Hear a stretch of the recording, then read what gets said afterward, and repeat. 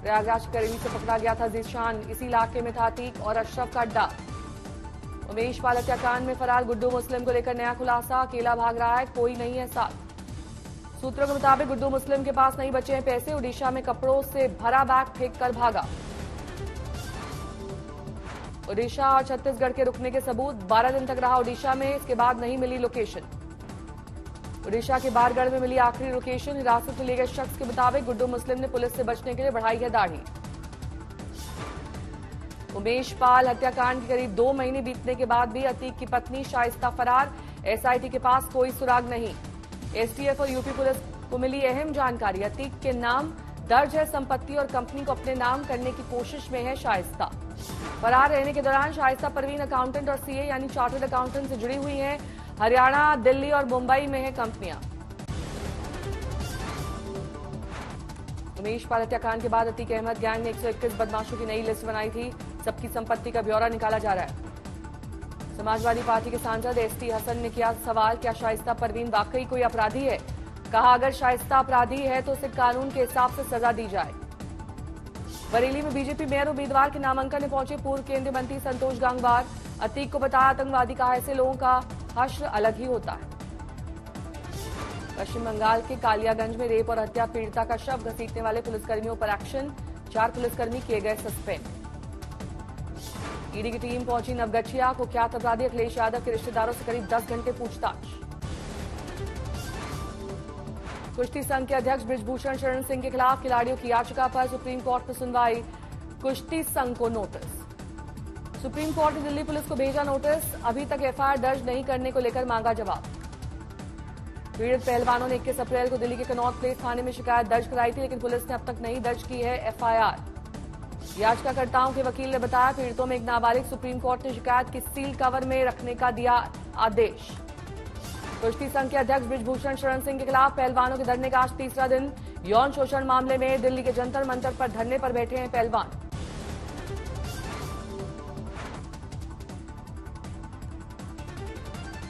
बबीता फोगाट ने कहा, जांच कमेटी के एक अधिकारी ने हाथ से छीन ली थी रिपोर्ट, की गई अभद्रता।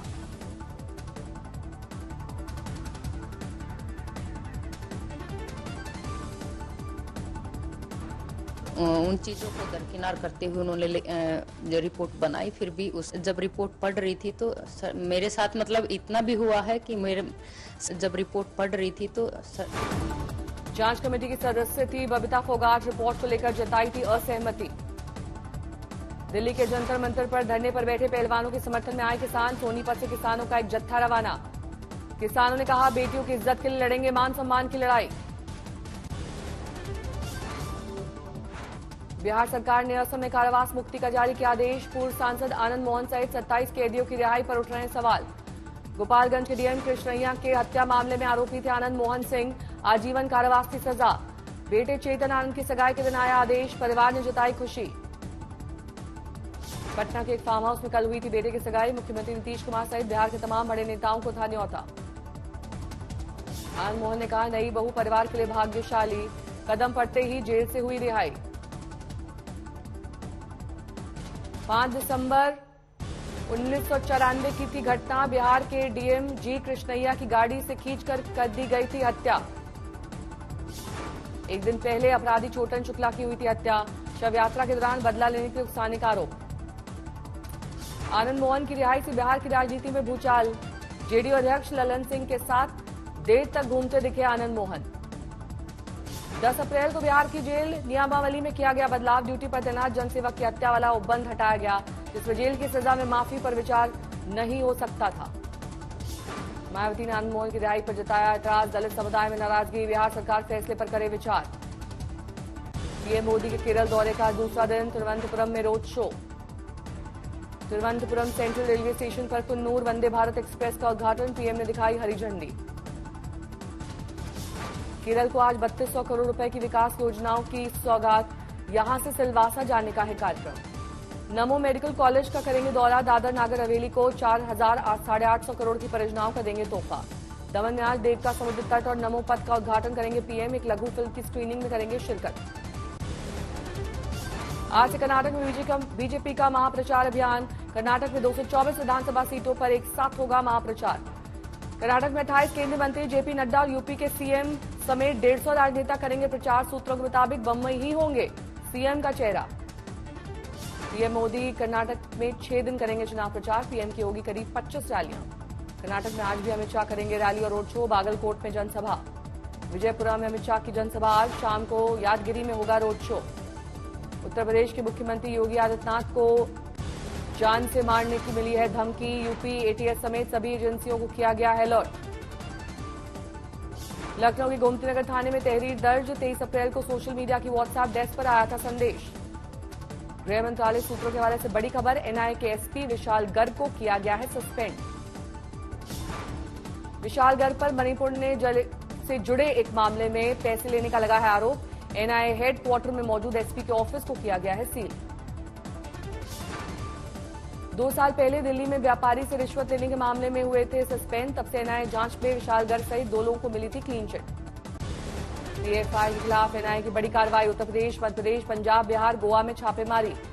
दरभंगा के उर्दू बाजार में छापेमारी। प्रतिबंधित पीएफआई संगठन से जुड़ी गतिविधियों की हो रही है जांच। मोतिहारी में एनआईए की टीम ने कुआवा गांव में की छापेमारी। सज्जाद अंसारी के घर तलाशी। पीएफआई से जुड़े मामले में छापेमारी। दुबई में करता है नौकरी। बिहार में 12 और यूपी में 2 जगहों पर छापेमारी। पंजाब और गोवा में एक-एक ठिकाने पर तलाशी। केदारनाथ धाम के भक्तों के लिए खुशखबरी। आज से खोले गए केदारनाथ धाम के पाट। बजाई गई बैंड की खास धुन। केदारनाथ में एक दिन पहले तक हो रही थी बर्फबारी। ड्रोन से दिखा अद्भुत नजारा।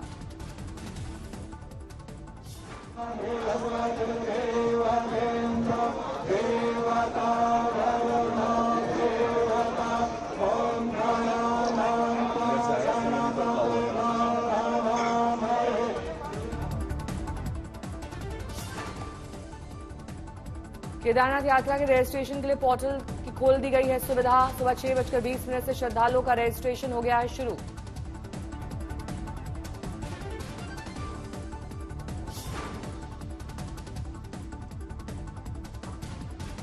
केदारनाथ में भारी बर्फबारी के बीच श्रद्धालुओं का उत्साह। बड़ी संख्या में दर्शन के लिए पहुंचे श्रद्धालु। केदारनाथ के मौसम में हो रहा है सुधार। ऋषिकेश और श्रीनगर से खोल दिए गए हैं रास्ते। पौड़ी गढ़वाल इलाके में आज भी हो रही है बारिश। जगह जगह रुके हैं 4 धाम के यात्री। दिल्ली के सरोजनी नगर मार्केट में दुकानों में लगी आग। 5 से 6 बड़ी दुकानें जलकर खाक।